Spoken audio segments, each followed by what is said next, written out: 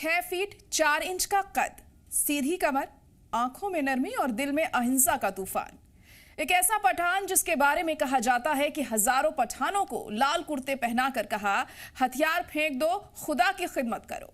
जिसे दुनिया ने कहा फ्रंटियर गांधी, सीमांत गांधी और बादशाह खान। वो पठान जिसने गांधी का रास्ता कभी नहीं छोड़ा, चाहे अंग्रेजों ने जेल में डाला या अपनों ने।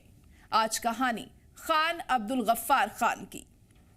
खान अब्दुल गफ्फार खान, लोग प्यार से उन्हें खान साहब और बादशाह खान कहते थे।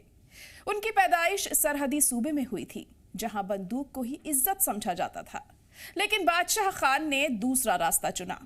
महात्मा गांधी से मुतासिर होकर उन्होंने 1929 में एक तंजीम बनाई, खुदाई खिदमतगार, लाल कुर्ते वाली फौज। अंग्रेज हुकूमत समझती थी ये कोई बागी फौज है, लेकिन ये वो लोग थे जो झाड़ू लगाते थे, लोगों की मदद करते थे और कहते थे हम खुदा के बंदों की खिदमत करेंगे। 1930 में जब गांधी जी ने नमक सत्याग्रह किया तो उसका असर पेशावर तक पहुंचा। अंग्रेजों ने 23 अप्रैल 1930 को खान साहब को गिरफ्तार कर लिया और फिर जो हुआ उसने तारीख बदल दी। पेशावर का एक किस्सा जिसमें ख्वानी बाजार में हजारों पठान सड़क पर आ गए थे, निहत थे। अंग्रेज पुलिस ने गोलियां चलाईं। राजमोहन गांधी लिखते हैं, उस दिन करीब 250 पठान शहीद हो गए, लेकिन किसी ने पत्थर भी नहीं उठाया। यहां तक कि गढ़वाल राइफल्स के हिंदुस्तानी सिपाहियों ने निहत्थी भीड़ पर गोली चलाने से इनकार कर दिया। ये था बादशाह खान का अहिंसा का करिश्मा। बादशाह खान की जिंदगी का बड़ा हिस्सा जेल में गुजरा। नेल्सन मंडेला की तरह उन्होंने भी 27 साल कैद में काटे। वो अपनी किताब माई लाइफ एंड स्ट्रगल में लिखते हैं, जेल के कपड़े मेरे नाप के नहीं थे, पैजामा पिंडली तक आता था और कमीज नाभि तक भी नहीं पहुंचती थी। नमाज पढ़ने बैठता था तो पैजामा फट जाता था। मेरी कोठरी उत्तर की तरफ थी, जहां सूरज की रोशनी कभी नहीं आती थी। सिर्फ अंग्रेजों ने ही नहीं, आजादी के बाद पाकिस्तान की हुकूमत ने भी उन्हें बख्शा नहीं।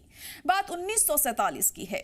मशहूर सफारतकार नटवर सिंह लिखते हैं, कांग्रेस के 5 लोगों ने बंटवारे की मुखालफत की थी।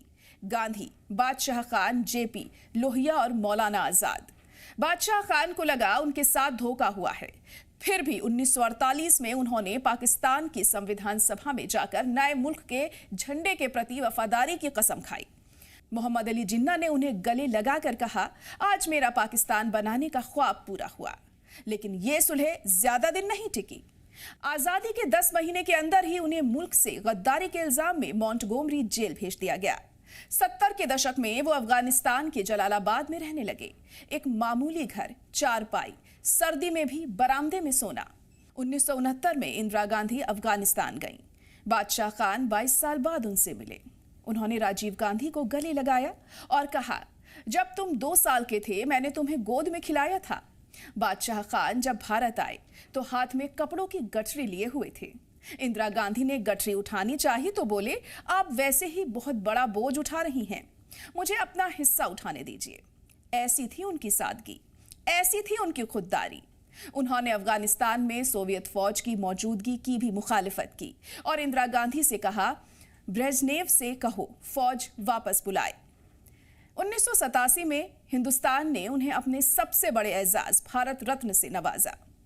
20 जनवरी 1988 को 98 साल की उम्र में उन्होंने आखिरी सांस ली। उनकी आखिरी ख्वाहिश थी कि उन्हें जलालाबाद में उनके घर के सहन में ही दफना दिया जाए। उस दिन जो हुआ वो तारीख में कभी नहीं हुआ। 20,000 से ज्यादा लोग बिना पासपोर्ट, बिना वीजा के डुरंट लाइन पार करके पाकिस्तान से अफगानिस्तान पहुंच गए। उनके जनाजे में एक तरफ भारत के वजीर आजम राजीव गांधी थे तो दूसरी तरफ पाकिस्तान के सदर जनरल जियाउल हक।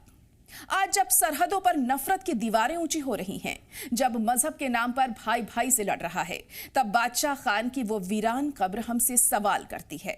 एक पठान ने हमें सिखाया था कि ताकत बंदूक में नहीं, बर्दाश्त में है, इंतकाम में नहीं, माफ करने में है। वो शख्स जिसने अपनी आधी जिंदगी जेल में काट दी, ना अंग्रेजों से नफरत की, ना पाकिस्तान से।